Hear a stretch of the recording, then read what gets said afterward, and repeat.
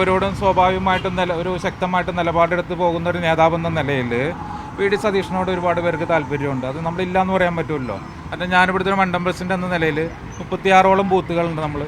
എല്ലാ ബൂത്തുകളിലും നമ്മൾ ഈ ഇലക്ഷനുമായി ബന്ധപ്പെട്ട് കയറി ഇറങ്ങുമ്പോൾ നമുക്ക് ആ ഒരു വികാരം നമുക്ക് മനസ്സിലാവാൻ പറ്റും. ഇതിപ്പോൾ 2 ദിവസമായി വെച്ചിട്ട് ഒരു 2 ദിവസം മുമ്പ് രാത്രിയാണ് കൊണ്ടുവന്ന് ഫ്ലെക്സ് വെച്ചേക്കുന്നത്. ഇത് ഞാൻ ഇവിടുത്തെ കിഴിമാട് മണ്ഡലം പ്രസിഡൻ്റാണ്. എൻ്റെ പേര് ഷറഫുദ്ദീൻ എന്നാണ്. ഇതാരാ വച്ചതെന്ന് നമുക്കറിയില്ല. നമുക്കിത് മെസ്സേജായിട്ട് വന്നപ്പോഴാണ് നമ്മളിത് അറിയണത്. അപ്പോൾ ഞാനിപ്പോൾ ഇതുവഴി വന്നപ്പോഴാണ് നിങ്ങളിവിടെ നിൽക്കണ കണ്ടു. പിന്നെ നമ്മുടെ പാർട്ടി പ്രവർത്തകരോട് നിൽക്കണ കണ്ടിട്ടാണ് ഞാൻ ഇവിടെ കയറിയത്.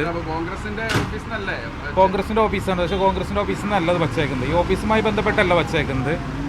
ഇത് പ്രാദേശികമായിട്ടുള്ള ആളുകൾ തന്നെ വച്ചേക്കുന്നതാണ്. എന്ന് പറഞ്ഞാൽ അവരുടെ ഒരു പൊതുവികാരമാണ് വച്ചേക്കുന്നത്. ഇല്ല, അറിഞ്ഞിട്ടില്ല. അതുമായുള്ളൊരു അന്വേഷണത്തിലാണ് നമ്മൾ നിലവിൽ നടന്നു പോയിക്കൊണ്ടിരിക്കുന്നത്. പ്രാദേശികമായിട്ടാണെന്നാണ് ഇപ്പോൾ നമ്മൾ അന്വേഷിച്ചിടത്തോളം നമുക്ക് പറയുന്നത്. ആരൊക്കെയാന്ന് പറഞ്ഞാൽ ഇവിടെയുള്ള സാധാരണക്കാരാണ്.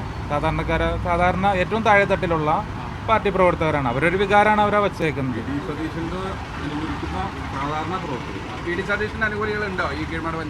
പഞ്ചായത്തിലുണ്ട്. എല്ലാവരോടും സ്വാഭാവികമായിട്ടും ഒരു ശക്തമായിട്ട് നിലപാടെടുത്ത് പോകുന്ന ഒരു നേതാവെന്ന നിലയിൽ വി.ഡി. സതീഷിനോട് ഒരുപാട് പേർക്ക് താല്പര്യമുണ്ട്. അത് നമ്മളില്ലാന്ന് പറയാൻ പറ്റുമല്ലോ. കാരണം ഞാനിവിടുത്തെ ഒരു മണ്ഡലം പ്രസിഡന്റ് എന്ന നിലയിൽ 36ഓളം ബൂത്തുകളുണ്ട്. എല്ലാ ബൂത്തുകളിലും നമ്മൾ ഈ ഇലക്ഷനുമായി ബന്ധപ്പെട്ട് കയറി ഇറങ്ങുമ്പോൾ നമുക്ക് ആ ഒരു വികാരം നമുക്ക് മനസ്സിലാവാൻ പറ്റും. എന്ന് വെച്ച് മറ്റുള്ള നേതാക്കന്മാരോടുള്ള ഇഷ്ടക്കുറവുമില്ല. പക്ഷേ സ്വാഭാവികമായിട്ടൊരു ശക്തമായിട്ടൊരു നിലപാടെടുത്ത് പോകണമെന്നുള്ള രീതിയിലാണ് ആയിരിക്കണത് വച്ചേക്കണത്. ഇല്ല, ആരെയും കിട്ടിയിട്ടില്ല. ബന്ധപ്പെടുന്ന പറഞ്ഞാൽ പ്രാദേശികമായിട്ട്. അപ്പോൾ നമ്മളിത് അന്വേഷണവുമായി ബന്ധപ്പെട്ടാണ് ഞാനിപ്പോൾ ഇവിടെ വന്നതും.